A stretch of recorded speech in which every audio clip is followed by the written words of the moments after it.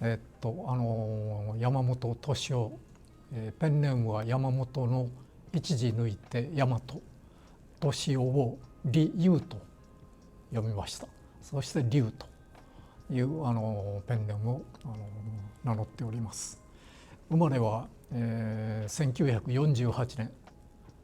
ですから今75歳で後期高齢者入りをした、もう年寄りでございます。私の経歴は滋賀大学を卒業したのがちょうど大阪万博の年でして、1970年になります。その時に大阪本市の、化学工業の会社に入社しまして、それから12年余りして、ちょっと小さな町工場60人規模の町工場に、自己都合退職で、転職しました。でそこで新製品を大々的に売り出して一旗あげようという、一攫千金を狙って、勤めたんですけども、製品の技術開発が完成しておらなくって、それで、11ヶ月で退職。そしてまた1300人か1500人いたと思うんですけども、テレビカメラを作って売ってる会社に就職しまして、プロジェクターという商品が市場に定着するかどうかという開発段階で営業を担当してきました。でそれで18年間勤めたんですけども、その会社がリストラをやることを2度目に及んで、これはちょっとということと、その1年ぐらい前から小説の投稿を始めてたと。でもっと時間が欲しいなと思ってるところに、リストラ退職すると11ヶ月、失業保険がもらえるぞというのを耳にすると、これはじっくり小説書けるなというふうに思いまして、不埒な考えで、自己都合退職、いわゆるリストラに応募したわけです。そして10ヶ月間丸々使って、原稿は書いてたんですけども、あと1ヶ月で失業保険が切れるということで、やっぱり勤めなきゃ生活できないということで、どうしようかと思ってる時に、私の再就職を支援してくれる会社の方から、実は大口の契約を取ったんだけども、そのキャリアコンサルタントが全然足らないと、この会社に入ってくれないかというとんでもない話がありましてですね、全く素人なんだけども、とにかく教えるからということで、再就職の支援を受ける会社から再就職の支援をする側の、立場に転じまして、これはいい会社に入ったなと思ってちんたらやってたら、7ヶ月でクビになりました。それからあとは、派遣会社に登録して派遣社員ということで、ある会社の雑用だとかやった後で、最終的には、江戸川区役所の嘱託職員ということで6年間、使っていただきました。でこの6年は非常に時間が自由になる勤めができたもんですから、執筆主体に、過ごせたのが非常に私にとってはありがたかったということで、実は6回会社を転職いたしましてですね、でそれも60人ぐらいの従業員の会社から千何百人の一応一部上場企業にも、勤めそれから業種についてはケミカルの会社から電子機器の会社、それから再就職支援に絡む仕事で、地方公務員の嘱託職員と、いろんな職業を転々としてきた、そういうのがざっとした経歴になります。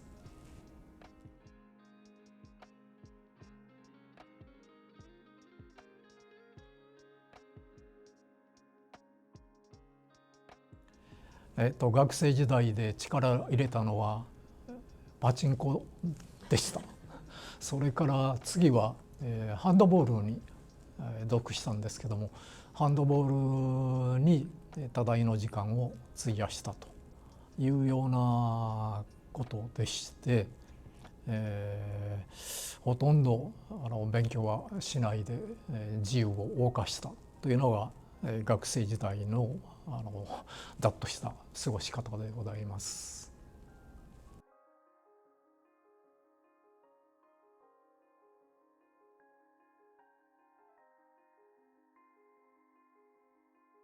2年生の秋に、次の、リーダーを決めるという時に、ハンドボールのキャプテンということになりました。でそれで、一番クラブの、課題として私が思ってたのは OB 会を作りたいということです。で当時の花形だったヨット部だとかボート部、剣道部とかそういったところは OB 会がきちんと組織されてましてですね、でOB が非常にいろいろ手助けしていただける、端的に言うとお金を、出してくれるということがあった。ところがハンドボールはそういう OB 会がないんで、とにかくゴールコートもお粗末だったけども、大学行ってもに申してもなかなか、お金を投じてくれないんで、これはもう OB 会作って、とにかく資金を集めたいということで、それをまず中心に考えてやったんですけども、その OB 会設立にあたって OB さんの中からよし手伝ってやろうということで中心になってくれた人がいまして、その方が実は就職シーズンを控えた時に「お前俺の会社に来ないか」というふうに誘ってくれました。でそれと OB 会の顧問をやっていただいた新藤先生が実は私もゼミということで授業を受けてたんですけども、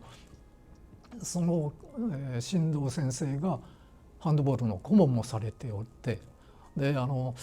山本君就職するならメーカーに行ったらいいよと、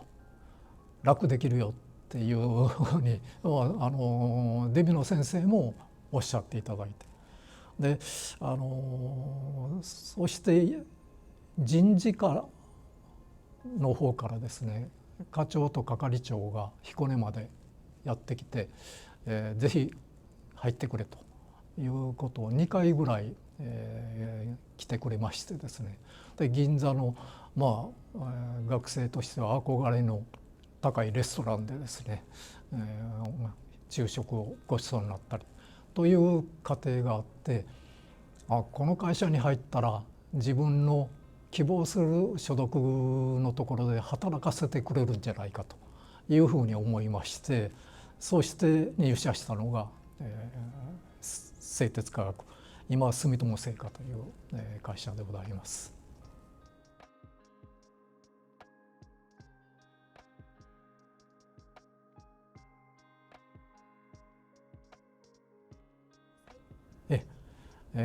先ほどリストラの直前に、原稿を書き始めたと申しましたが、その 2,3 年前にですね、自費出版でこういう柴犬百句という、当時のペットブームに乗っかって、バカ売れでするんじゃないかというそんな考えで発売したんですけども、全く売れませんで、それでやめときゃいいのにそれが売れなかったんで、その顛末を書いた柴犬アフターダッツ、自費出版の、顛末記というような形でですね2冊目を出したと。でこれも売れずで、もうこれ以上自費出版にお金をかけてるわけにいかないと、あとは商業出版の道しかないなということで小説にチャレンジしてみようかと思ったのが、経緯でございます。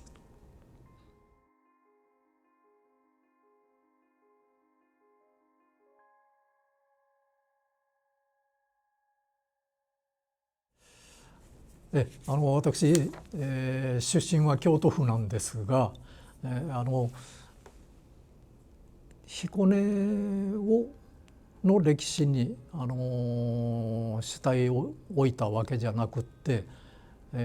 私は歴史上の出来事、人物、そういう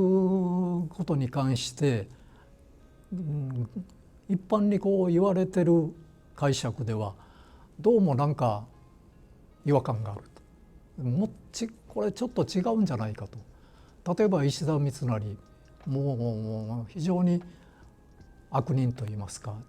長所なしの短所だらけの男に書かれてるんですけども、それはちょっとあんまりにも悪く書かれてて、人間も悪い面もあればいい面も持ってるんで、ここまで一方的に書く裏には何かあるんじゃないかと、本当は逆の人物だったんじゃないかとかですね、そういうふうに、思って、それでいろいろその三成が生きた前の時代からで当時の社会情勢とか全体の動きを見ながら、自分であればこういう場面ではこういうアクションを取ったと思うといったところを仮説にして突っ込んでいって、で通説とは全く違う三成像を描いたということでございまして、三成は確かに沢山城主ですから彦根をバックにしたかという面も結果的にはあるんですけども、彦根に住んでる滋賀県だから地元の話題をという考え方ではございません。でデビュー作の「折紙大名」というのは全く彦根とは縁がない千葉の房総半島の、ある藩の藩主が、いわゆる改易、今で言えばリストラですね、それで藩をクビになった、そういう大名が歩んだ道を、素材にして書いております。でいろいろそういうことですから、どの地域にとらわれるとかなくって、全国いろんな、もの、あるいは、人物的にも興味を持った人物を掘り下げるというような形で、小説を作っております。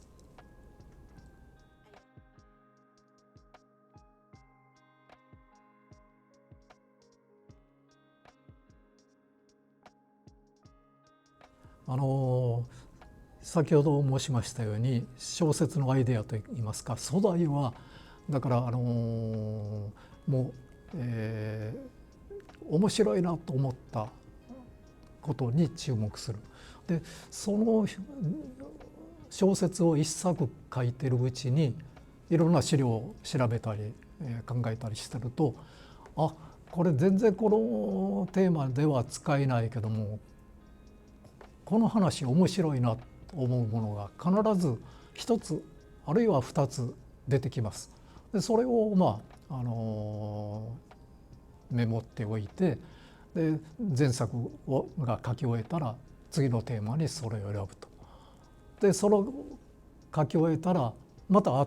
新たな視点の、面白いテーマにぶつかるからということで、芋づる式にテーマが出てくるんですよ。でこれよく言われる話、誰もがおっしゃることなんですけど、私もそう思ったんですが、小説は一つは書けるかもしれないと。だけどまた違うテーマというような形でどんどん書いていくのが非常に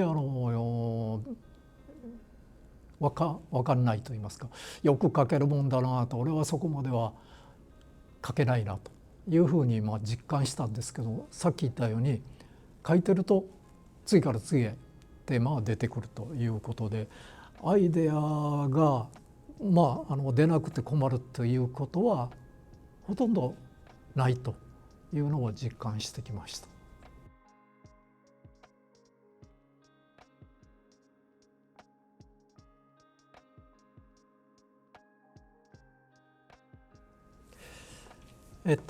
学生時代は、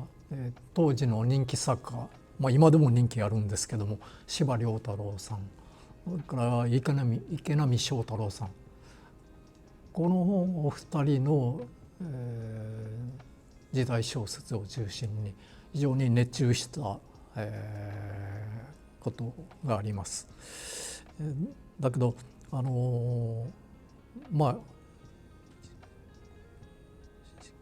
最近はもう小説書き始めてからは司馬遼太郎さん、池波正太郎さんは、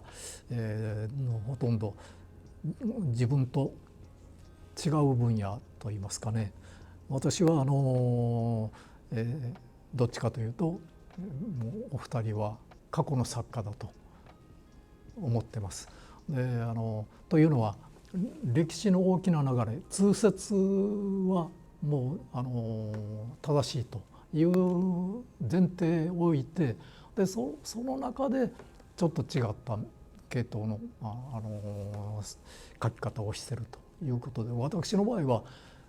もうずっと今まで皆さんが信じておられる事実をひっくり返してますんで、まるで逆の発想なんで、今読み返すということは一切ないような形です。でいろいろ私も乱読といいますか読んできましたので、時代小説に限らず、警察ものだとか、探偵ものですね、ああいうものは、松本清張さんなんかもよく読んだ方なんですけども、今影響をもらったということであえて挙げるなら白石一郎さんという作家、あるいは吉村明さんという作家がいらっしゃるんですけども、この辺が非常に参考になって、文体といいますかその辺も非常に理屈といいますかね、理論的な書き方、細かいことを詰めて考えるといったところでは、影響を受けたんじゃないかなというふうに思っております。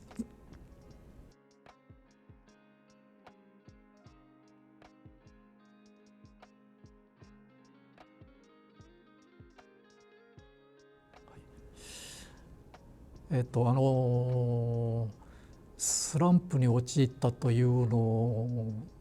に当たるのかどうかですが、例えば出版社編集者とこの原稿が本になるかならないか、そういう、最後の、関門のところで編集者がですね、優秀な編集者はだいたいこの物語の中のこのところがちょっとなんかもやっとしてる、あるいは書かれてないんだけどもこういう面でもうちょっと追加してもらいたいなということを指摘してくれます。これ優秀な編集者ほどズバリそこを見抜きます。でその時にはっともう頭が真っ白になってですね、なかなか、その場で答えが出せないと。で実はその点がうまく書けなかったのでごまかしてるとか、もう全然話題に載せなかった、ボツにしたというあたりをズバリつかれてるんですよね。だからその時にはもう言葉に窮するわけですけども、私作家云々よりも前に転職してる中での、処世術といいますか、その中で、例えば今月の販売会議でいろいろ売り上げの悪いところをなんだかんだ突っ込まれるんだけども、そういう時にどういうふうに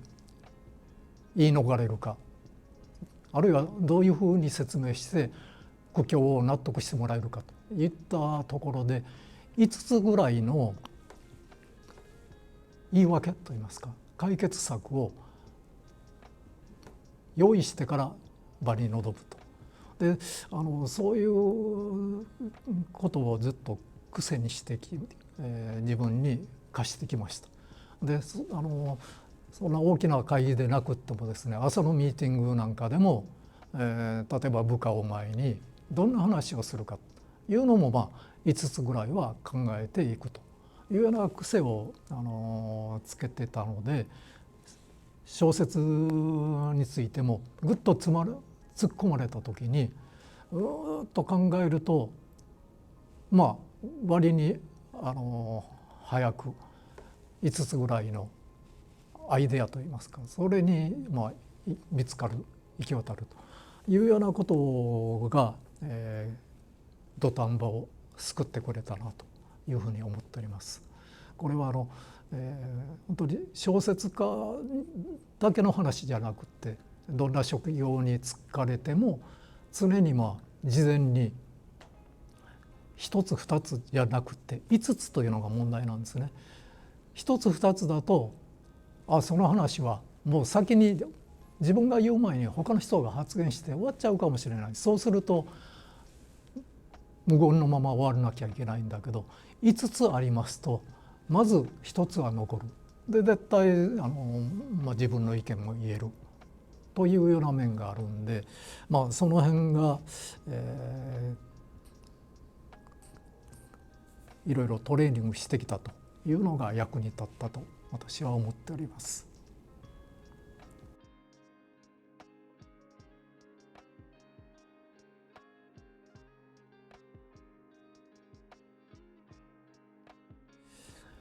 小説家になろうと思ったわけですけども、全く出版業界は知らない世界で、つては何もない。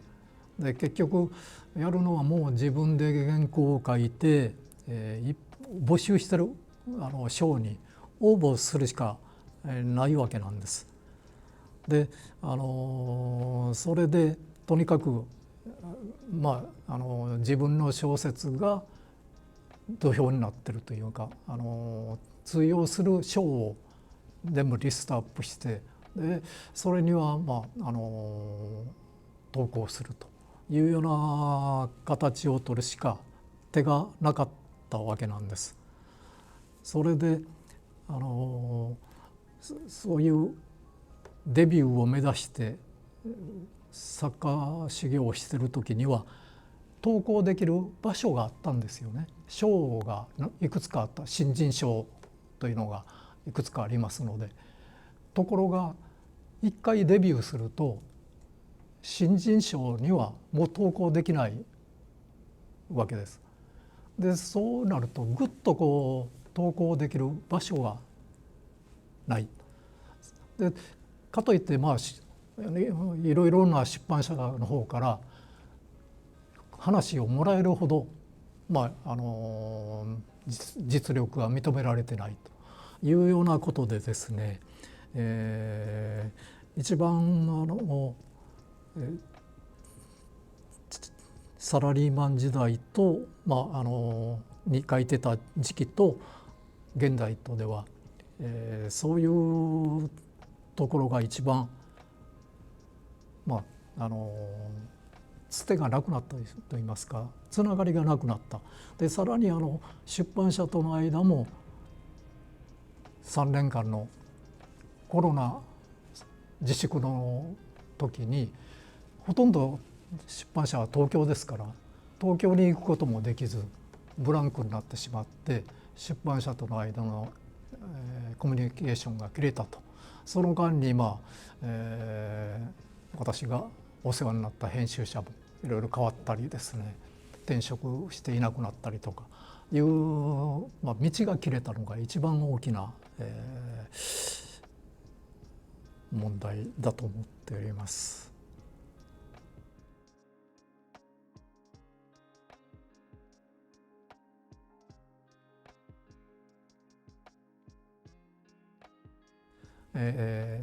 先ほど言いましたように出版社とのつながりが切れたという段階で、もう紙で出す出版は無理だというふうに、思わざるを得ない。そこでだけど今まで、原稿をたくさん書いてきて、で発表できたのはたった7冊で、あと14、15冊は寝たままになってる原稿があるわけですけども、これを没にしたまま消えるのは、世の中から消えるのは悔しいということで、それで実はたどり着いたのがいわゆる Kindle 版と Kindle 本というものでした。もう今更何ですか、自費出版はできないし、でKindle 本というのは Amazon がやってるわけですけども、この電子書籍であればお金がかかんないんです。実費なしで、本にして出してくれます。それから定価は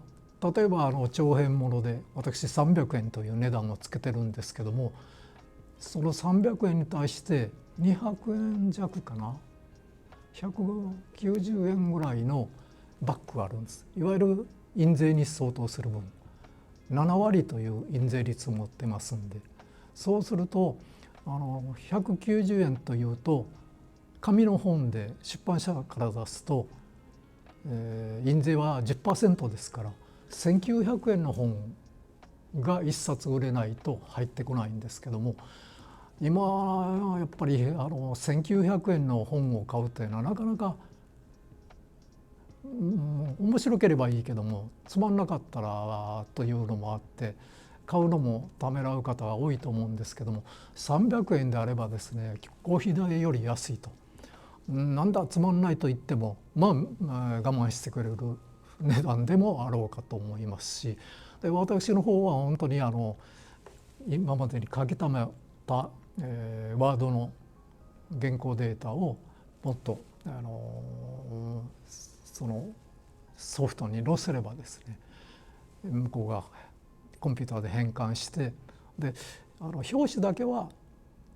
自分で何とかしなきゃいけないんですけど、そのあたりで、完全に無料で出版できます。でそれに力を今入れてるところでございます。だから皆さんも、もし自費出版しようというんであれば Kindle 本で出されるのをお勧めしたいと思います。で売れないですよ、どちらもね。もうなかなか名前が売れない。でまずそういう作家がいる。で、こんな作品書いたというのが知られない限り売れない世界ですから、そういう面では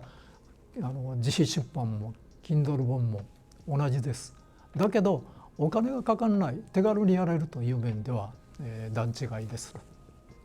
ので、そういうことも念頭に置いてやられたら、いいかなというふうに思っています。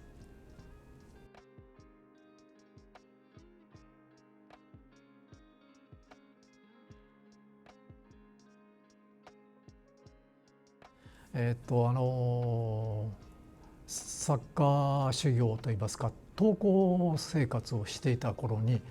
例えばA 賞という文学賞を取りたいと言って原稿を出すわけなんです。でそれで、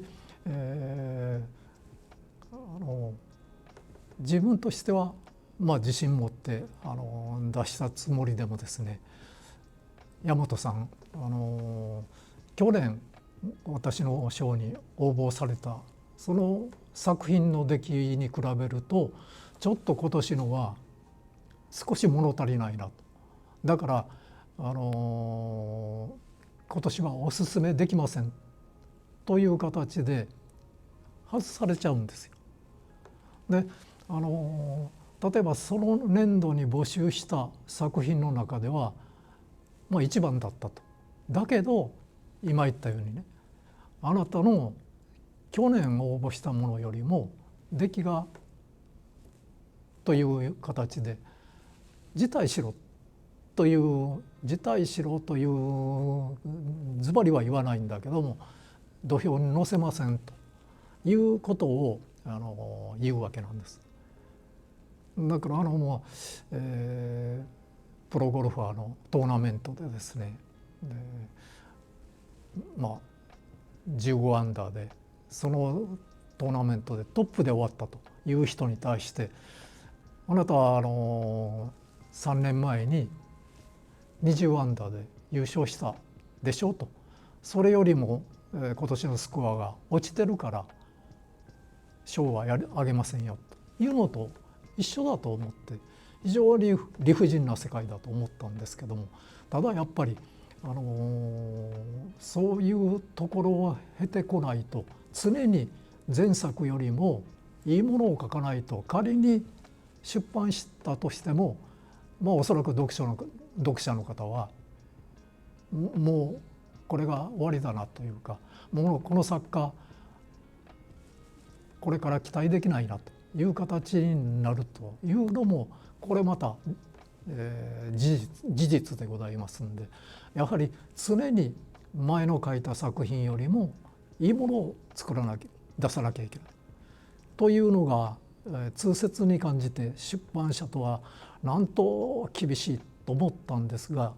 今にして考えてみるとこれはどの仕事においてもそうだと思うんですね。皆さんが、就職されていろいろ仕事をしていくわけですけども、そこで日々先月やったよりもいい仕事をやろうといい成果を出そうという取り組みを常にやっていけばですね、これはものすごく伸びる、周りからも評価されるということがありますので、常にベストを尽くすというか出し惜しみせずにその時の仕事を大事にしていく、これは大事なことじゃないかというふうに感じております。では以上でインタビューを終了させていただきます。ありがとうございました。ありがとうございました。